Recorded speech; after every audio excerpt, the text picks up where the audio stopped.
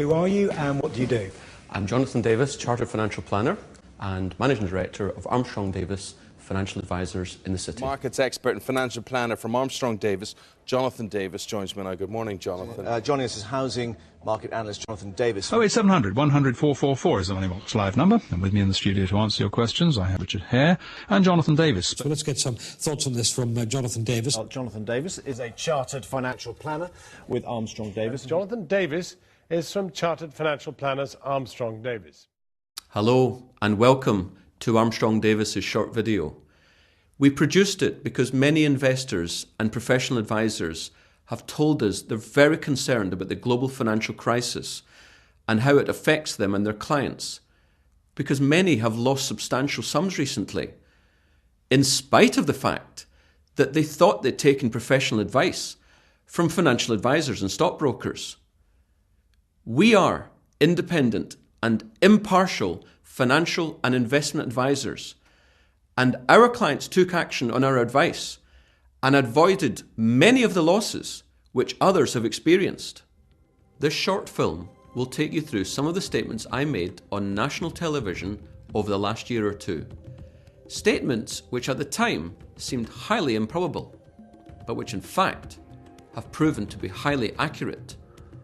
It's a glance back at some of the examples of the advice we gave to our clients as told in the media, and we hope it will encourage you to contact us to discuss your finances or those of your clients.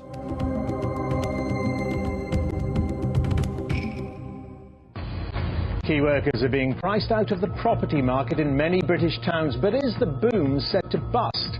Now, since 2000, they've risen unusually fast, almost 10% above inflation. Jonathan here thinks it all adds up to impending bust.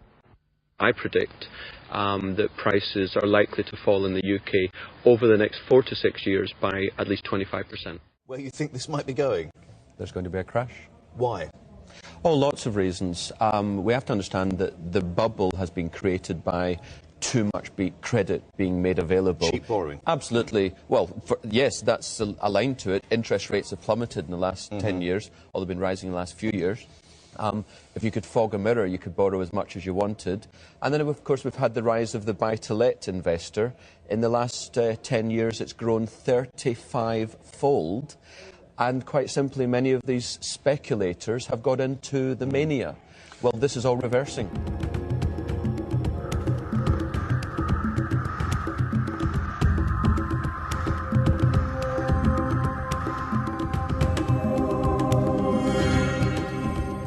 The problem is, though, that we have a severe housing shortage in the country. There isn't the stock to go around, and market conditions therefore dictate that they will keep the prices buoyant because, you know, people will pay what they want to get the property. I'm simply not convinced that there's a shortage of property.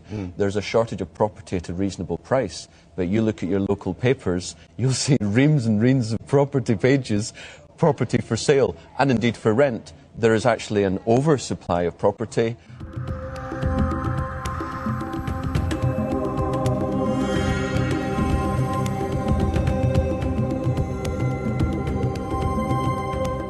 Exactly 3 months ago, when the downturn in the housing market was first making headlines, we asked 3 experts to predict how bad things would get. And Jonathan Davis, for it was you were the most apocalyptic. You predicted 30 to 40% drop over 4 to 5 years and said, if you're thinking of getting onto the property ladder, don't. It's a ladder. It's not a ladder. It's a snake right now. Don't touch property with a barge pole. Is that still the advice tonight? I'm afraid it is, for at least for the next couple of years.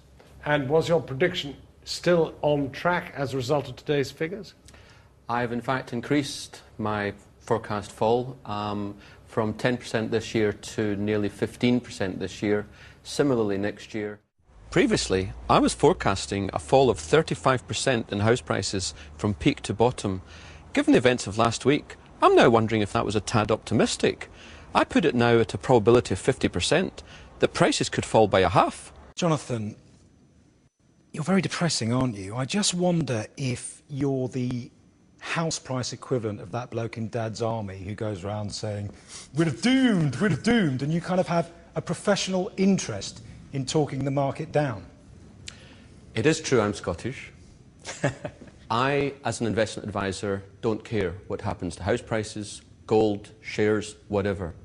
I just am in the business of taking a view as to what's going to happen and giving that advice to my clients.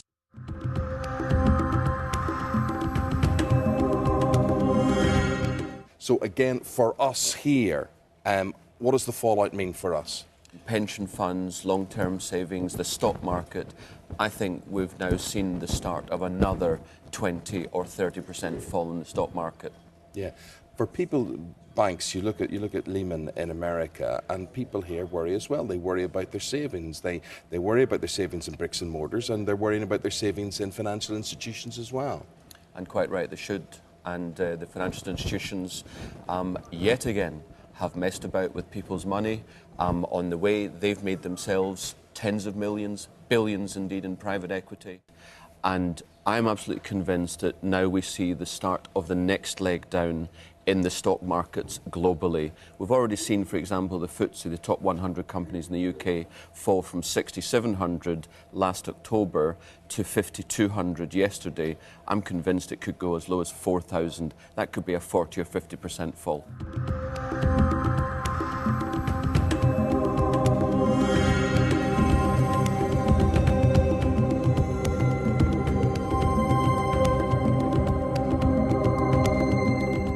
Joined by Jonathan Davis, an economic analyst on the phone from London. Well, the IMF is saying a deep recession.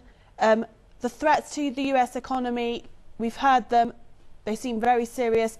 What can be done now to save the world economy as a whole from the consequences of this American situation?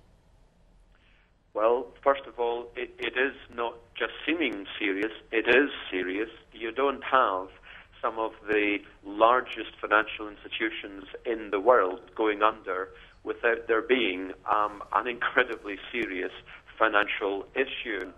I think people need to realize the scale of the problem. They're talking about rescuing or bailing out the financial institutions in the US with $700 billion. I don't actually believe that that's even close to being enough. I think they need $2 trillion, 3 times as much, because the scale of the bank losses globally is a multiple of the size of the bad debts that we've so far seen. In the long run, once we get over this mountainous problem and markets stabilize, I think then we will see the dollar medium term continue its fall, and then there will be a flight to the new quality, which will be hard assets such as commodities, and in particular gold and platinum and silver. What about the consequences for the man on the streets? These bailouts, and as I say, when they pass this one, I think there'll be another one round the corner, whether it's in weeks or months. I can only see this as being an indirect tax on Main Street, on the man and women in the street. Why will be an indirect tax? Because, as I say, ultimately this devalues the US dollar, which means they suck in inflation by their imports, and therefore for the man and woman in the street to buy things, it costs more. Do you not think that the events of last week, the big clear out in the banking system and the huge injections of capital, will free up the banks to lend more money to home buyers and help the market as a result? No, the problems are actually going to move from the financial sector to the wider economy, and what we will see now, unfortunately, is exponentially rising home repossessions and therefore rising unemployment as the economy turns down. And when you see rising unemployment, you see falling house prices, particularly because in due course, with the recession that I believe we're in, the Bank of England will be forced to reduce interest rates, and that will impact on mortgage rates.